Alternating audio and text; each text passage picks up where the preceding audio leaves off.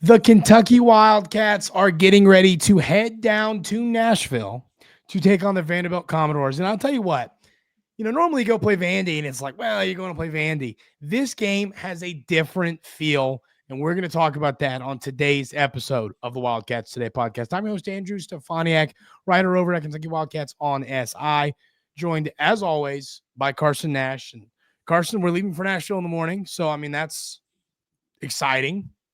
Thoughts? Yeah, no, I'm stoked. Anytime you get a weekend getaway to go to Nashville, especially to watch the Cats, it's going to be a home game down there for us, I'm guessing. So should be a super fun time, and good to shake off the negative news last night and have some fun down in Nashville. I need to gripe about that for a minute. I got to go crazy. Just give me a minute. I knew it was coming. Okay. Caleb Wilson is on my crap list right now. You know what? Screw it. He's on my shit list. I'm just going to say it. I stayed up. I had to look at Shaq's messed up toenails, as did everybody. Did all this. And you think, oh, he's going to do it after the whatever on NBA on whatever, right? That'll probably, the Lakers Celtics game is going to end at like 12:30, 12:15, and they'll do 10 minutes of crap, and then he'll do it. No. It was a full show, and I like the NBA. I like that show. They're funny. I was tired. I wanted to go to bed. I was PO'd, and then he picks UNC and the damn confetti and the stupid Tar Heel thing comes out. I was all 9 levels angry about that, and then I either had to put all my work stuff up. Oh God, yeah. I am fully on. I hope we play them and beat the crap out of them list. Or I hope Cooper Davis gets fired and he just comes to Kentucky anyway. Caleb Wilson, like I said, just committed 7 o'clock, man, like a normal person. What the heck? I've never seen that in my life. Oh my gosh. Okay, that's okay. I'm done. Stefaniak is riled up on this Friday. I was so peeved. I was so mad. I was so mad yesterday dealing with that. Oh my God. But it is what it is.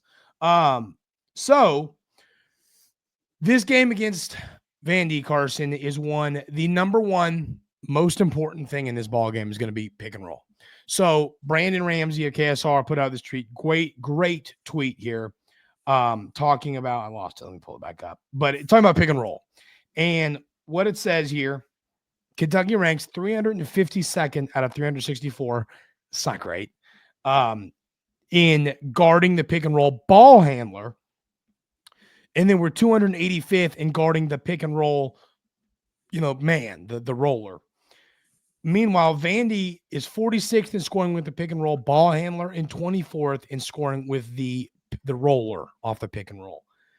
And we saw Alabama absolutely kill us all night with the pick and roll, or all day last weekend. It was a good chunk of pick and roll. That is the key, Carson. If they kill us on the pick and roll, we're going to have to shoot lights out to win this game. Yeah, no, I agree. And that's one of the main reasons we lost against Ohio State as well. Yes. It seemed like their guards or bigs always had a mismatch. And when that happens, it's easy to get buckets or at least get fouled because you put players in bad position. So you're giving up cheap fouls or giving up easy layups. So we are really going to have to hone in on pick and roll defense, and our players are going to have to fight through more screens. Agreed. Because we can't keep switching. Because that gives the opponents, like I said, easy layups or fouls, two mismatches on every single possession. So that has to get tightened up if we're going to win this game. I completely agree. That's it for me. Is we have to find a way to fight the screens. You also got to communicate well. Pick and roll. You got to communicate. Pick right, fight. You got to communicate to fight through screens and all that.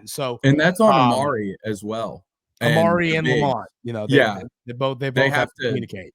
Yeah, and the bigs are going to have to call out the screens early and let them know. So they're going to have to communicate and really focus and hone that in, because 352nd out of 364 is horrid. And that's not great. Yeah, that will kill you in March, because pick and roll is the oldest trick in the book. So most teams know how to do that one. It is not hard to implement. Yeah. So, Jason Edwards is Vandy's best player, averaging 17.3 points per ball game. Shooting pretty good numbers all around. He's shooting 38.8% from three, 45 from the field, 85.7 from the free throw line. If he is just busting our behind all night on the pick and roll, making threes, getting to the rim, it's going to be a tough night. So, I mean, you have to, it's games like this are, to me, this reminds me of the Texas A&M game in a different way. Heading in the Texas A&M game, there is one thing we had to do to win, and that was keep them off the offensive glass, and we did a heck of a job at it. This game, we have to stop their pick and roll. If we don't stop their pick and roll, I bet we lose. If we do stop their pick and roll, we win by 15. That's the reality. So these games to me can be the most frustrating because it's like there's one aspect you have to win the game. So we need to go in and dominate the pick and roll on defense if we want to win this ball game. Yeah, and I agree. And a bunch of these guys have transferred in from other schools, almost every single one of them. They have A.J. Hoggard from Michigan State. I know a bunch of people will be familiar with him. So they have good guards. And, if they're good at pick and roll, we're going to have to step up and stop those guys, or else it's going to be a show like Alabama put on against us. Well, not the same, but because they're not as good as Alabama. But it'll be similar because we won't be able to stop them. So we're really going to have to lock in on the defensive side of the ball. But I think we'll be able to do that. All that is just fighting through screens more, maybe even trying to draw some fouls on screens. Because, players, they're getting more lenient about the moving screen, it seems, because players seem to just not be set when they're setting screens nowadays. But so you're going to have to fight through screens. Almost, you might even run through somebody if they're not set because that's a foul. I'm always pro that. Yeah. But really locked it on the defensive side of the ball, and you got to stop Edwards. That's the main key. 17.3 points per game. That's a hefty margin. So really got to lock him down, and that's up to Lamont. So we're going to need Lamont to step up. Yeah, once again, Lamont is going to have to slow a good guard. That's just going to become reality for us. Almost every game in the SEC is going to be that way. His numbers in the SEC, I don't know what happened against Mississippi State. I don't know if he got hurt or if he fouled out, but Edwards scored 0 points. But then Missouri, he puts up 20, South Carolina 13, Tennessee 18, Alabama 21. This kid's playing good basketball right now. So, you got to know that. You got to show up. You got to play well. Now, I think they're in KenPom, their defense is 72nd. I literally just had to let me double check that. They're 47th overall. Their defense is 72nd. Their offense is 39. So they're a better offensive team than they are defensive. We need to score the basketball.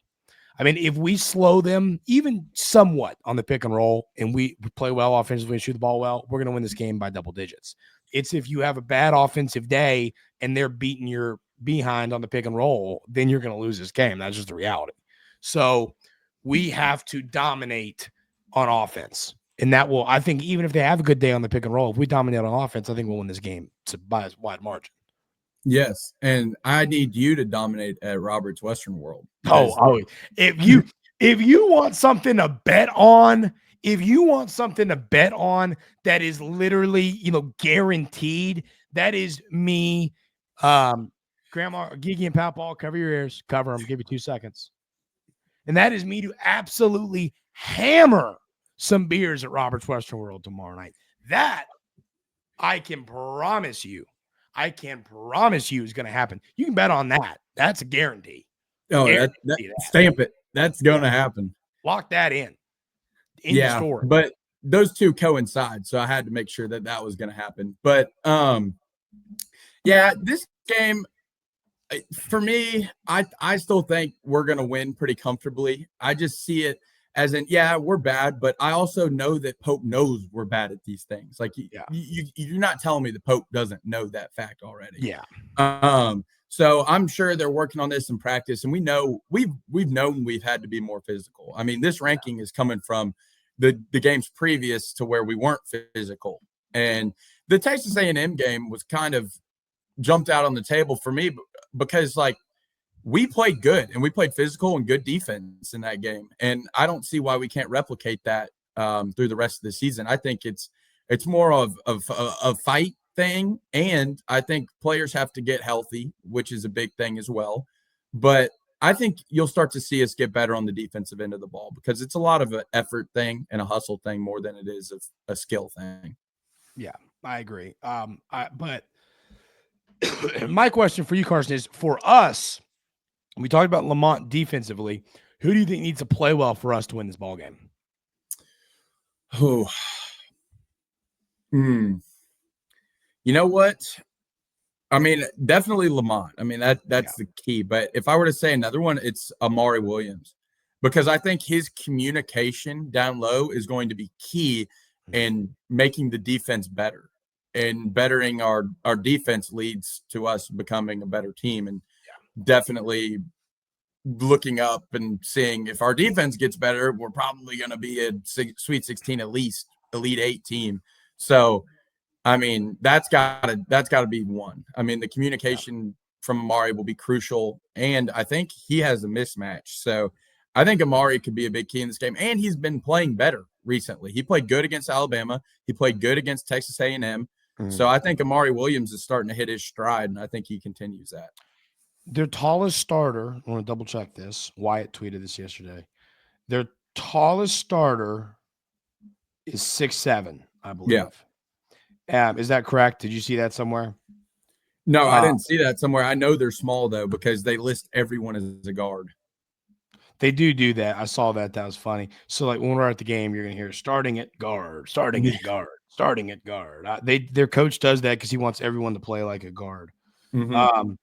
But I believe the stat that I'm remembering, their tallest starter is 6'7", which, I mean, Amari, dude, come on. If you want a game where Amari Williams can put up 25 and just absolutely hammer some folks. So they're starting center, McLaughlin. This would be a game where I would feel comfortable about picking Andrew Carr as the MVP, but he's injured. So that's you never know what you're going to get out of him right now. Yeah. So, they're small. They're Hogard is 6'4", Edwards is 6'1", and then their bigs are 6'7". So, yeah, Amari Williams, I mean, you got to dominate this one, buddy. You got to dominate this one. I think this is a game where he needs to pull some. Not only him, I think our bigs need a game where they just look dominant. Oh, yeah. I mean, the whole room of bigs. I agree, but I would just love to see Amari Williams put up a 25-point game. Yeah, give him some confidence. Just dunking all over everybody. That's what I'm saying. That would be awesome. I just think confidence-wise, that'd be great. So, I mean, that's once again, I think this isn't a tough game to break down. You got to score the ball. You got to stop them on the pick and roll. If you do those two things, you're going to win the game. I think it's simple as that. So, Carson, you have any other thoughts on this ball game? No, that's pretty much all I got. I'm excited to go down there. It should be all blue, I would hope. And Memorial, is it called Memorial Coliseum too? I think they call theirs Memorial Coliseum or something like that.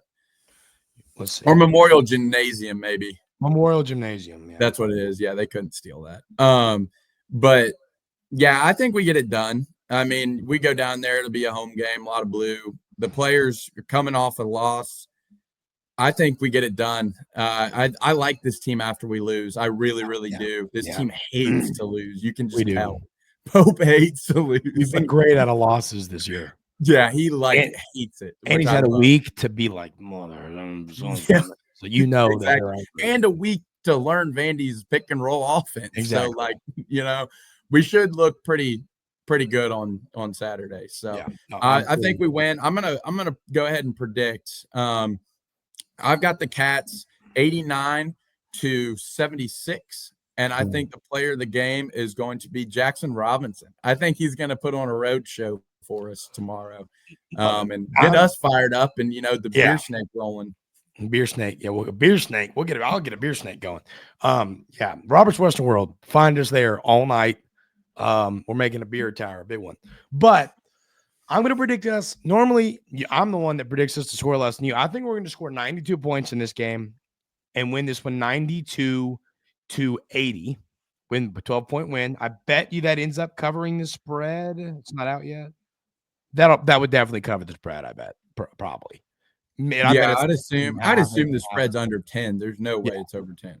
So that's my guess there. And I think Amari, here's the deal. If you want something crazy to throw at FanDuel tomorrow, I think Amari's going to score 20 points tomorrow. He's going to score 7, and I'm going to sound like a complete idiot. But I think Amari is going to have a big offensive game tomorrow. I've kind of thought that all week. I think that's what's going to happen. So that is my bold prediction for the game tomorrow, but I think he's going to be our MVP. He thinks Amari's going to be in that corner in the next video where Mark Pope is. Yes. There's no one in there because we lost. Caleb Wilson's going to be in there so I can yell at him. I mean, I was so angry last night. Like, I'm just laying there just miserable, just like laying down under a blanket. I'm like falling asleep. Like, I just want to go to bed. All I have to do is post these things, but I can't do that if he commits to Kentucky. Then if he did commit to Kentucky, I'd have freaking 3 hours of work to do to change everything I'd already done. So, yeah, Caleb Wilson was not my favorite person last night. I'll tell you that. Not my favorite person. But, yeah. Hubert Davis's. He was. That is true. He saved his job for another year. So there you go. All right. That is going to do it for this week here on the Wildcats Today podcast. Thank you all for being here. We will see y'all again. When do we play?